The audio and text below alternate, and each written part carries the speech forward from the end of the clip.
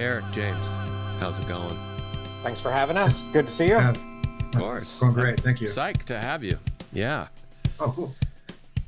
Kerosene has been important to me in my life. How so? Oh, just, Tell us. we were over here Tell us the story. we were over here in Seattle making music and referencing Kerosene from time to time. Maybe ripping you all off. It's been a while since we've been there. I think the last time we Yeah. played was at the end of or beginning of 1998. Where do you remember where you played? I know we played Velvet Elvis a lot. I don't know if we played there on that final trip through. I'm trying to remember. There was another bar. It was like the Crocodero or the El Croc or Crocodile. Yeah. Yeah. Coincidentally, I just saw Meg. I don't know if you remember course. her. Yeah. Yeah. Book I just saw her on Saturday. the Velvet Oh Elvis. wow. That's Yeah. cool. Well, we love. Meg was really good to us. She really I hooked know. us up a lot with Velvet Elvis and. I think we met her first at a house show that we played, right? On the first time, and probably around with Milltown. Yeah, it would have been like in 94. Right. Where are you, respectively? We're both in Los Angeles. Oh, you are? Yeah. How long have you been there? I came back in like 2003, I think, and I've been here ever since. And Erik, Yeah, I think I was 2010. But oddly enough, Kerosene had first started here in LA before we moved back east. yeah. Oh, I didn't know that at all. Oh yeah, Wow. there's a slight history. We went through a couple different iterations of members and stuff before we ended up before Erik found us, and we found him through a common friend that we grew up with in Arizona. Okay. And then Erik ended up coming out to LA and started playing with us. And then we decided that Los Angeles was probably not the spot for us. Well, it was kind of like Nirvana had just happened, and it was kind of a weird time to be in LA in the Sure. underground world. So since I was from DC, I remember at the time we were trying to decide, do we want to kind of maybe go up to the Bay Area or go to DC, since I already knew some people back there.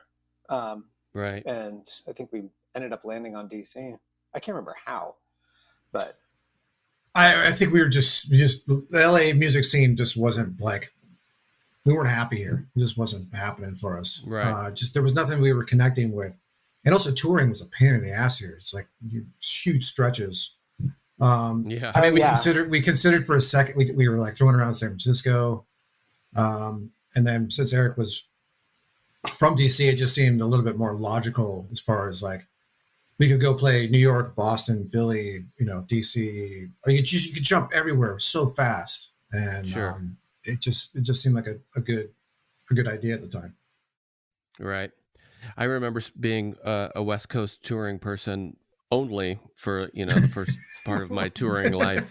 Was like, I just remember drives going like, okay, let's see, our first show's in Minneapolis. Yeah.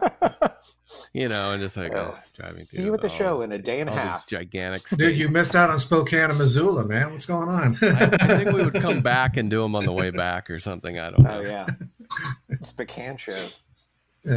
Yeah. Yeah. So James, you grew up in LA, and Erik, you grew up in DC. No, I actually grew up in Arizona. Oh, okay. Yeah, I left, grew up in Phoenix, the whole punk scene there, had a band there, had a couple different bands there for a while. One band ended up touring the U.S. in '89. It's a band called Wind of Change. That was, my brother was in it. Alex Dunham from Hoover, Eric Astor, who ended up playing in Samuel, and then runs Furnace. And ran Art Monk Construction at the time. And at the time, he had a record label called Art Monk Construction. And then another friend, Jason Peterson, who didn't play music after that. And then once the band was over, we had another band for a little while with Alex and Erik and Juan Carrera from the Warmers. Me, Erik. Yeah. Erik Astor. Yeah. Erik was Erik Astor, Alex Dunham, Juan Carrera, and myself. The short-lived band, and that broke up. And then I left and went to LA like '93, I think. Then Alex and Juan came to live with, ended up coming to LA for a little while and playing in a first version of Kerosene. Okay. And Alex left and went to DC. And then same with Erik. Erik left and went to State College, Pennsylvania. It should be noted that you guys stayed with Darren and his parents on the Wind of Change tour. Yeah, so that, like, sorry for this, like, long, but, like, when Wind of Change toured in 1989, we ended up playing Pittsburgh, and we ended up staying with Darren Zentek at his parents' house. So that's how we didn't stay in contact after that. It just happened to be this weird coming of worlds when Kerosene toured the first time. We ended up playing State College. And then we played some shows with Denora. Erik, was that right? We played with Glendale. Or Glendale, I'm sorry. With Darren's other band, Glendale. And that's how I was like, oh shit, we fucking know you. And that's how that kind of all got reintroduced. But yeah, I ended up in Los Angeles in 93. And then my brother came over as well when he finished school in Tucson. Okay. But I mean, also, like, the fact that you guys stayed with Darren, it's like very indicative of how small the scene was at that time. I mean, like, you knew everybody from most of the country, when I was like in preparing for the interviews and like and writing things out, we wrote a list of all the bands we remember playing with, and it's a pretty extensive list of bands that existed at that time. It's not like there was like a ton of other bands that I can think of that we didn't play with that weren't kind of part of this underground world as well.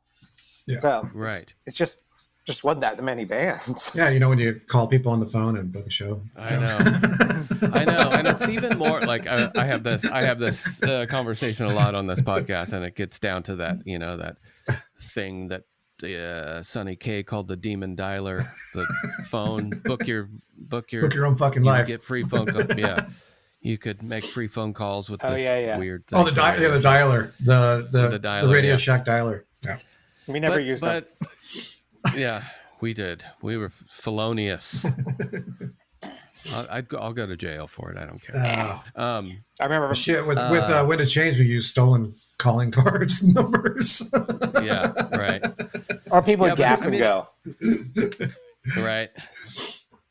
To that, I mean, it's just we were so reliant on memory and just our brains were literally working differently because it's just very interesting to think at beyond like it being pre-email and maps on your phone. It's just like the way our brains were functioning back then. I mean, it was completely different. And I don't know, there was something like, this is pretty far out there, but I've been thinking about it a lot. We're all so mellow. Even though we were occupying all this information in our heads, it seemed to me like maybe we were just all exhausted because we were driving around in a van for 8 hours a day and then playing and then doing the same thing over and over again. But it just seemed like it wasn't as hectic, even though we were the computers back then. You know what I mean? So I think Erik just went through and digitized this whole video. Kerosene played some shows with Hoover. And I had the whole beginning is me just videoing Erik calling around on the phone, seeing if anybody's around to book a show, and it's so stupid, but it's just amazing. It's just like, hey, what's going on? Is Timmy around? No, Timmy's not here. Timmy's on a job right now. I'd like to leave a message for him. We're looking to book a show. It's just someone writing on a piece of paper. Oh yeah. Please call James back. He would like to book a show. Well, also it meant that like the first thing that happened when you got home from tour was pay the phone bill, because whoever fronted the money for that, they got to pay him back first before any money goes anywhere else. That's right. I forgot about that. You're so right. And this phone bill was like $700 sometimes or something insane. Yeah. Right. And this going back to you have some roots on the West Coast, which I wasn't aware of. Mm-hmm. I was going to ask you, there's something about Kerosene, not to pigeonhole all of us. I was in a band called Bare Minimum, and we toured with VSS. We were in similar circles. Right on. Heard you guys. And we were a particular type of bands, and But something about Kerosene, which I liked back then, and I thought you guys were just all super East Coast people only. Well, two of us were. But I was very into the East Bay scene as a super youngster, and I kept hearing that in Kerosene. And I was like, oh, no, they're from the East Coast. They didn't listen to that. And then, of course, maybe some San Diego stuff. It makes more sense that you were actually out west. Now that I think about it. Not that you couldn't be listening to West Coast music. It just seemed like back then we were kind of a little bit more regional in our sounds. Yeah, I think the fact that we were all from different places kind of helped, especially with writing, because,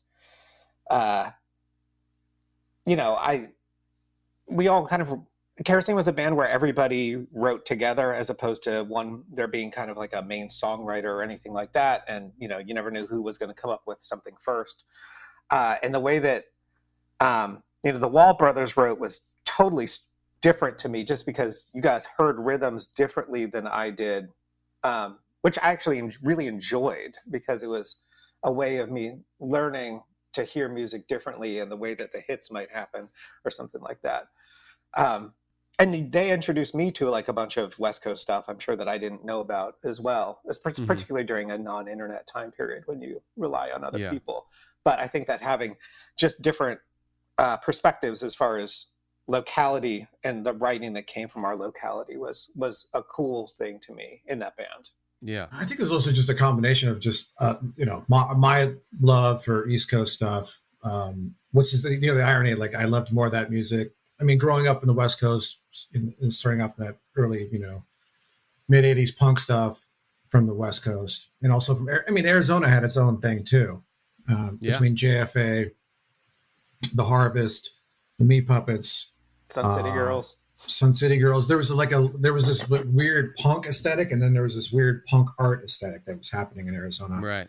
So we got kind of like, wrapped into that world a little bit. And my brother more so, he was a huge fan of the Meat Puppets. It didn't jive with me yet, not until later on.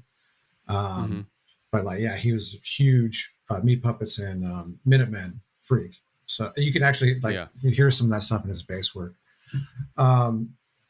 But I think it was, and then my love for like all the Discord shit that was happening, and then also just growing up on hardcore, and then kind of mixing all that stuff, together. Yeah. And the good news is that Came By to Kill Me is being reissued, which I've been listening to for a week straight. The production, and the songs, I'm not surprised about the songs, but the production really holds up to me. And I think I would be, I think I am a little bit critical about that. And I just kind of like, including my own stuff where it's like, but it's really great. But one thing about this particular record, because I went back and referenced your other records too, how do you feel where this was for Kerosene at the time? Do you remember, were you at the height? Were you seeing the sunset? Were you just at the beginning and totally naive? I'll just, like, real quick, I think, before, because Eric's probably got a lot to say about this record. I think it was just that point where we all finally connected, because the first record was kind of Darren coming in and playing songs that were previously written without him. Some of them. Some of them. Not all of them, but some of them. And, written with different drums. They were just, it was still in that hodgepodgery, and we were also, finding our way, I think. And then you just, in that connection between playing with other humans and getting into that groove. So I think what Came By was the first time it was finally us, living in a van, living with each other, and fucking hashing it out. And what came of that? Go ahead, Eric. No, honestly, I keep forgetting that there was also songs that I wasn't a part of writing that were on the first record also.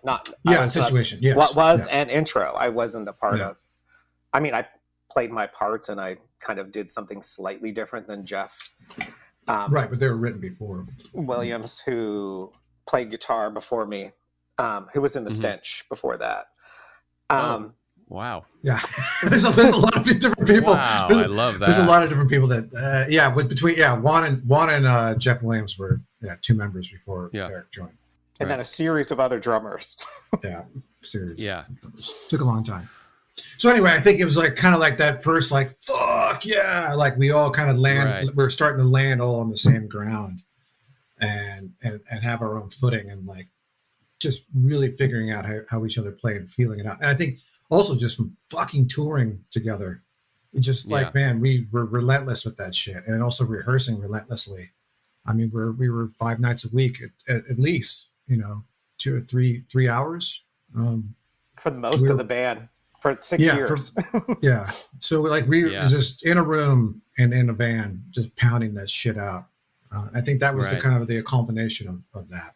Yeah, I think that after because we had written some songs together on Situation at Hand, and then we wrote everything together on Came By to Kill Me. And it was almost like the songs that we wrote together on Situation at Hand were kind of a prep to writing together for Came By. And by then, it also helped that, we all had the same work ethic, music-wise, which was, this is what we're doing. And we're going to put in the time no matter how long it takes. And sometimes it took us a really long time to write songs, or we would kind of, recraft them over months, But we would sit on stuff for a long fucking time before we'd actually play it out live. No, but we could afford to do that in the situation that we had, since we all lived and practiced together in the same house. It kind of made it easy at any point for someone to say, I got a part, let's go down to the basement and see what happens with this. You both just said it, but it did seem to me like this is some sort of a rival record where everything kind of came together at the right time. And you've just explained why I have that. I think I also go ahead. I don't know. I think part of me also was like, I think we were just I was pissed off, and I didn't feel like I fit in anywhere. And I think a lot of that energy too, I think, might sit with us on that record. Right. We just never felt like we fit in anywhere. We just wanted to be a fucking machine. We wanted to be, at least from my perspective and my thoughts, and like, just fucking beat the fuck out of this thing. Whatever it is we're trying to do, and find some footing and find a place. Because it felt like we were kind of, moving all over the place, also just trying to find who we were and like what was going on. We ended up in DC and kind of got rolled into that scene a little bit, but like, I don't know. I felt like we didn't really fit in there. We didn't really fit in LA. Just felt different. I don't know. I'm not saying we were anything special. It just, I always felt like we just didn't fit in anywhere. So I think that was kind of like that fucking energy as well for me personally. Yeah. And I watched, speaking of energy, I watched a bunch of older videos, and I was so happy to see a John Hiltz show, which I played a bunch of. As we did. Yeah. I'm surprised we weren't like ships passing in the night at John's. We might have been, actually. Oh, he was such a great dude. Yeah. And his cooking was amazing. Yeah, I know. Always with the vegan mac and cheese. Yeah. He always had great food for us. He was amazing, dude. Yeah. And then watching those older videos, your shows look so fun and exciting and intense and all of those things that I feel like bands still do. But I think the one difference is, at least again for me and my bands, were that we would write songs, 50% of the writing was considering the live show. We were into recording and a lot of like kind of techie recording things, but we really considered how this song would ultimately be delivered live. When you were writing, at least for this record, did you consider the live delivery? It's tough to say. I think that I don't know if we separated the two to potentially to a destructive degree, because we were ultimately, I believe we were a live band. We were unabashedly loud and we were there to take care of business, and specifically live. Yeah. At that time, I think that I was also hell-bent on capturing the live experience when we recorded, as opposed to the idea of playing around when recording, which we started doing on the last record. And I had a harder time with it than other band members did. I think that I was still really caught up in that the studio experience had to attempt to capture the live experience. So it's cool that you were able to separate the two at that time. Yeah, well, I may have put that in a kind of a strange way, but I only said 50% because we always considered all of it right at the same time. Right. Like we weren't going to write a song that wasn't going to be good live, and we, Right. I don't know. I mean, I don't know if we were like, like Bad Brains, like here's the part where I do a backflip, or something like that. But yeah, right. I don't believe you. But but there was also some songs there were certainly some songs that we played that were very much like, I mean, they could be taken as a great live experience. They could be taken as a very self-indulgent experience. It's hard for me to assess. It all depends on how the viewer took it. I mean, I think for me, it was just whatever. I mean, like I said earlier, just like I just felt a lot of angst. I know it sounds punk rock angsty, but I don't know. I just, and that was my avenue to force the shit out of my body. So I think for me, it was always about that. It was more about it was fucking therapy, right, than it was anything else. I never thought about it. Like I said, Erik was saying, I never thought about the two separately. It was like we either like the song, even if it's like 8 minutes long, that's drawn out in some, self-serving thing a little bit, but that self-serving was just to like have something to pour out, and just get rid of energy in your body. For me, I think talking about the recording, like we're talking about live and the recording, I think it goes back to, Inner Ear, Jay, Don, and having Juan all there. And they were more guys that were kind of I wouldn't say like super clean, but like going back to what Erik's saying, was like trying to capture that live vibe, that feeling in the studio. And those guys were kind of on the same page with that stuff. I mean, I think, Jay might have been a little bit more of a, it was nice having that trifecta, because I think Jay is more of a perfectionist. Yeah, Don was a little more sloppy, which in a good way. Yeah, Don's about almost that Discord thing. It's just, we're here to document this. I wouldn't say he's like he's not sloppy. He's just more, if it's going to happen, it's going to happen. I mean, after recording, after I went and recorded with Albini on this different project thing, like Albini was very much straight, like we're just documenting. Don had a lot of input, and I think that between the three of them, they had the right amount of input that didn't feel like they were trying to change you or tread upon your approach or anything like that. But I learned a lot from all three of them. Getting to interact with Jay and Don and everybody else was easy. They made it easy. I think the thing, Jay, we would demo with Jay. So we would go to this house, and Jawbox had like set up, a rehearsal space, and they had a 8-track recorder. So we would go and demo everything. Oh, that's great. And then so that he understood what we were writing and doing, and he would listen to it. And then typically we would demo before we'd go on tour. And so we would have that demo during tour to listen to. And then once we came back, it was like right in the studio, and like, let's lay this shit down while it's like fucking just, we've been driving on it for 3 months touring. So it's like, bam. And you were playing new songs before you recorded. Well, before. Mostly. There's a couple written in studio songs, but Sure. But a lot of that stuff is written after we toured on that. So we came right in the studio, went off tour, and like, so we're trying to stay, in our heads and stay tight. Yeah. That said, there's a couple songs, and particularly a song on Came By to Kill Me, that was written half in studio, half prior, that we really should have re-recorded later, which was the working title, which we always used, was Don Juan, and the title on the record was Injection. And it's a song we played till the end of the band. It's a long, drawn-out song that we kind of morphed over time while playing live into something that was much bigger than the way that it had initially been recorded. Yeah. That was one song that really stuck out. That song, and Tracer, of course, and Angelic. Is that Yeah. an angelic Which number? Yeah. Something? which we played Yeah. probably only 2 times live ever, Yeah. or something like that.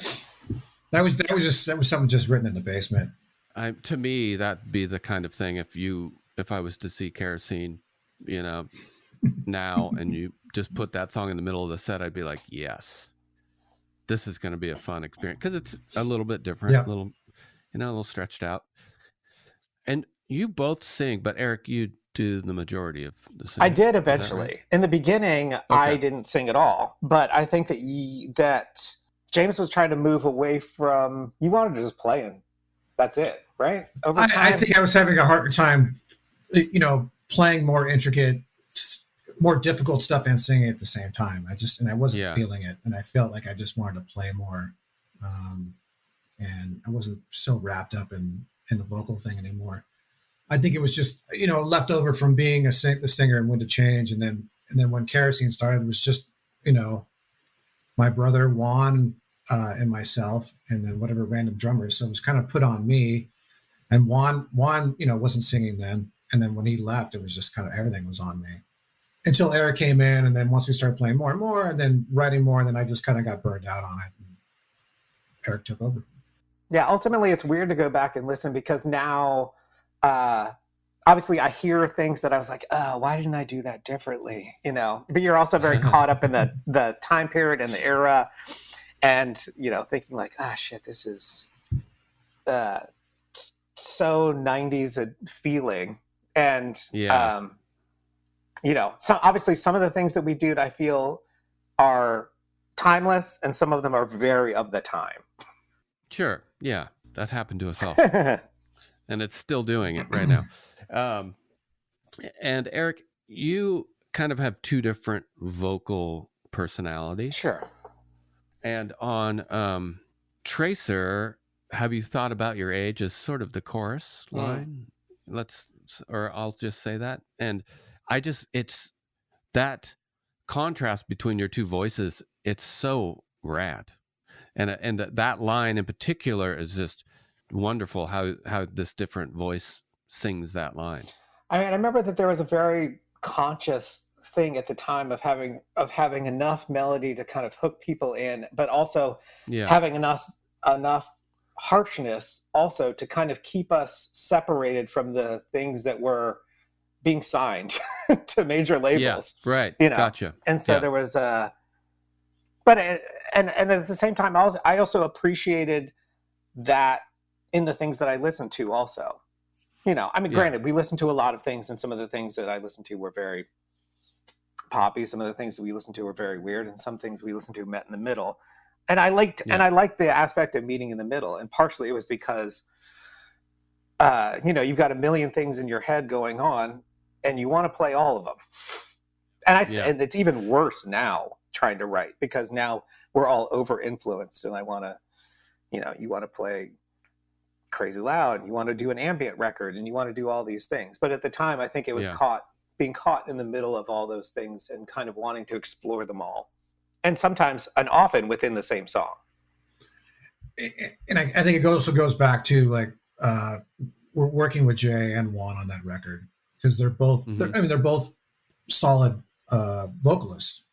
Jay is very strong and very present and very forward and has melody. And I think he, not that Erik didn't come in with that stuff off the bat, but I think those guys were there and kind of help, mold that a little bit more, and then adding back, and then I have a little backing on some of that record. I have some backing vocals on. You sang a harmony on, are you doubled or harmonied on Tracer on the chorus? Yeah. So that was kind of the nice thing that was working with those guys. They would bring that stuff back in, especially Jay would push that, pretty hard. I mean, Erik, will be a perfectionist about his stuff, but Jay was like extra, punch that up a little bit more. Yeah, I think I learned a lot too, because I was learning about how to construct a harmony and just how to approach things kind of a little bit more carefully. I didn't even think even when we first demoed with Jay, he's like, here, I made you some throat coat tea and stuff like that. And I was like, oh, okay, that's probably a good idea.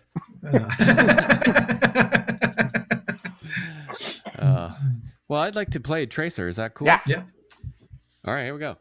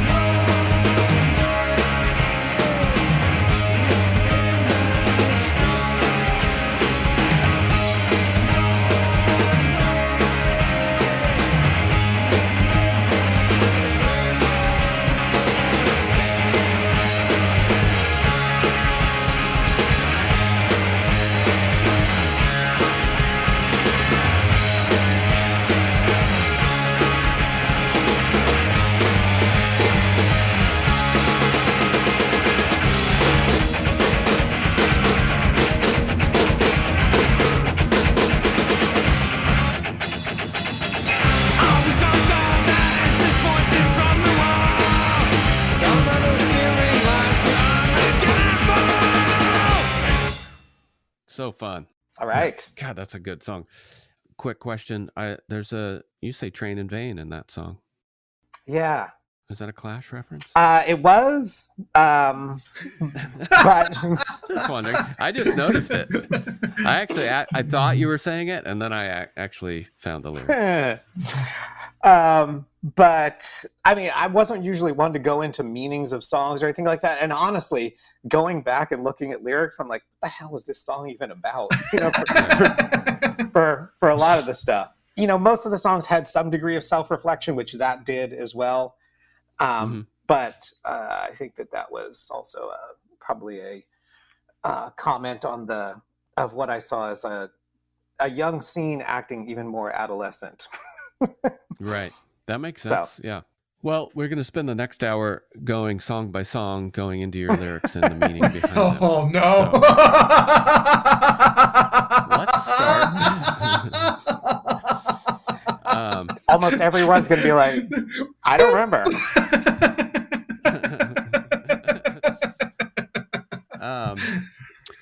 So to that song, obviously I'm joking, but to that song at the beginning with the drum intro, someone is counting.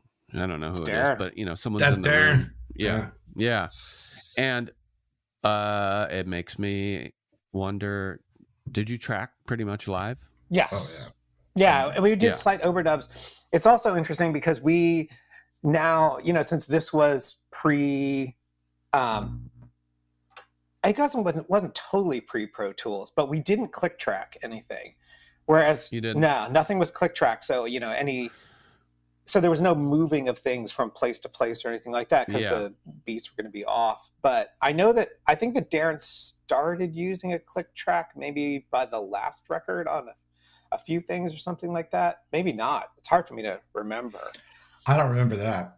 But I remember Darren was always hyper cognizant of slowing down and speeding up, to the point that he would purposefully slow songs down to try to, mitigate the speed up when playing live.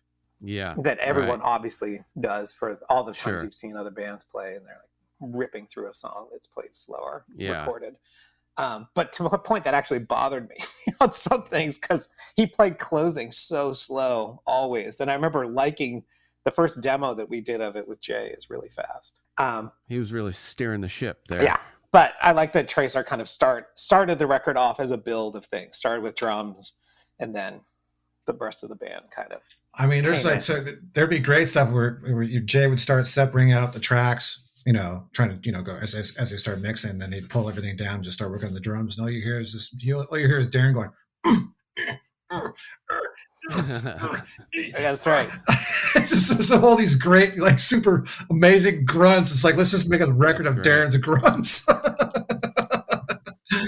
It was awesome. The only other person I've heard do that is Elvin Jones. So it's a good thing to have in common. There you go. With the greatest. Yeah, I loved it. I thought it was awesome. Yeah. Yeah. So I gotta ask, was Don and Jay, were they all there together? Yeah. Was everyone there all at the same, man? Yeah, Don, Jay, that's like a fantasy for some and people. sometimes Juan as well. All three of them in there, but each of them kind of had their specifics. Like when it came to tracking vocals, Jay was mostly on top of that. Don would be there to kind of chime in as well, but I remember Juan had some vocal input as well. Yeah, he would definitely have input. It wouldn't be a lot. He was very subtle about it. He always had really good thoughts. Same with Don. Don was more laid back in the cut, but would definitely have an opinion about something. And definitely, if you asked him something, he would definitely chime in. But usually, all of them played some role musically, also on the records in some fashion, whether it be playing something or contributing in some way, aside from just helping out with direction. Yeah, what you've all just described makes perfect sense to why this record sounds so great. I mean, I'm very jealous of that experience of making this record. Yeah, it was also interesting on this record because the first record we did was at Oz. It was not in Inner Ear. So this record was our first experience at Inner Ear, even though we were recorded with Jay at Oz. Well, I've got to ask, are you going to play live? You going to do it? I mean, chances are slim that would happen. I think there would have been a better opportunity if we all lived in the same city. Yeah. It would have been way easier, because I think it would just take a lot of time. Because after I left Kerosene, I stopped playing. But yeah, and it's also tough because it's just like in my brain, like I've gone to see, you've seen reunion shows, bands playing, and it's just, I mean, honestly, I kind of walk out of the room every time just like, okay, like, why'd they do that? I mean, there might be some minor, it's like you're going to see Dinosaur Jr. play and they'll play Bug, the whole fucking record or something. But it's just like, it's not a reunion. It's like they still have been a band. Sure. That's, there's stuff that if they're still a band, they're still playing and they still do old shit, then it's okay, it's fine. It just doesn't feel right. And then also when we stopped playing, we were in our 20s. And I personally I'd want to be at the same fucking place where we left. I would want to be in that same zone. And I think it'd take a fucking long time to get there. I mean, for me, I would have to start running every day or something like that. Just to get my stamina up. I mean, I remember playing shows then at 22 or 23 and being wiped at the end of the show, just like laying on the stage, like sweating all over the place. What's it going to be like now? Then again, I don't want it to be like shit. I don't want to shit talk bands, but there's definitely bands, reunion bands that I've seen where I'm just like, oh man, they're just not able to hit those notes. But I'm not going to. I'm not going to say that there hasn't been some reunions where I thought they did a good job. There's some that have been where they've done a good job. And look, I'm not going to also say that it's like a terrible idea for, if this was something that you really enjoy doing with your friends and you want to do it and enjoy that that feeling of camaraderie and writing and creativity once again, or visiting what you once did, that's cool to me as well. And I think that if we lived in the same town, there's a chance that, we would have, I don't know if it was necessarily gotten back together to play Kerosene stuff, but I could have seen us like, let's go play and fuck around and see what happens, something like that. It's just that convenience is gone. And everyone gets involved. Of course. Everyone's gone with life, and I think just with Darren and John in DC and us here, it's just like, oh my God. I mean, I think before when Jawbox got back together, I could be wrong, but I think I remember Jay saying they rehearsed for a fucking year before they did that tour. And I think it would literally take, when you go from touring as much as we did and rehearsing 5 nights a week to like not doing that for 20 years. And then 30, trying to 30 almost years. 30 years. They're almost 30 years. And then going back and trying to do that. Holy fuck, man. Right. Yeah. It would just be a beast. And I agree with Eric. I'm not knocking anybody that wants to go do this shit. Fucking go for it. Yeah. I mean, I got dragged to a Youth of Today show by my friend Jason Peterson. And they were fucking great. I mean, they had all the energy, all the shit, they jumped around, did all the crazy stuff that I remember seeing them back in 87 and 88. And it was, good on them, and they sounded great. But it's just like, it would take a long time to get there. Right. Yeah. And back to Eric, what you were saying, if you all lived in the same town, you might get together and play music. It made me think, has there ever been a band that has reformed but changed the name and changed the entire style of music? Like if Kerosene, if you guys just named yourself whatever and were like a reggae band, that would be a funny story. Sweet Belly Freakdown. Oh yeah, that's true. That was a different band playing similar stuff as Swizz. Oh wow. Yeah, that was mid 90s. There we go. Yeah, but they didn't play that far off from what Swizz did. Yeah, I'm trying to think. I'm talking about like it's you're not talking like about going some completely different. I'm writing a little fiction short like story here. Really. Oh yeah. Isn't this what happens in Spinal Tap when they have their freeform jazz phase? That's right. But they didn't change. They didn't change the name. Yeah. There's a new Spinal Tap movie, apparently. Yikes. I didn't know that. I was not aware of that until 2 days ago. That seems about as smart as to bring back Strange Brew or something like that. Oh my God, that was a good one. Came By Kill Me comes out on January 23rd. Thanks a lot to Solid Brass for Jason and Solid Brass. And they're good dudes. Solid. Yeah. They good are people. They are solid dudes. Yeah, they are very solid dudes. Hence the name. Yeah. Well, it was great talking to you guys. Thanks. Thanks, man. Very much. Congrats on this. This is it's really refreshing actually and fun to listen to. So excellent. Thanks for having us. And and I think also just one last note, and Dan from Sunroom Audio, who came in and remastered this, did a fucking fantastic job, and he worked really hard on it. Because we pushed him for a while on some stuff just to try and find the right spot, and I think he found a really good spot for this remastering. So he did a good job. Sounds great. Yeah. I haven't heard the vinyl yet, but it is coming out on vinyl. Some sounds great. Gorgeous vinyl. Coming soon. I'm assuming it sounds good.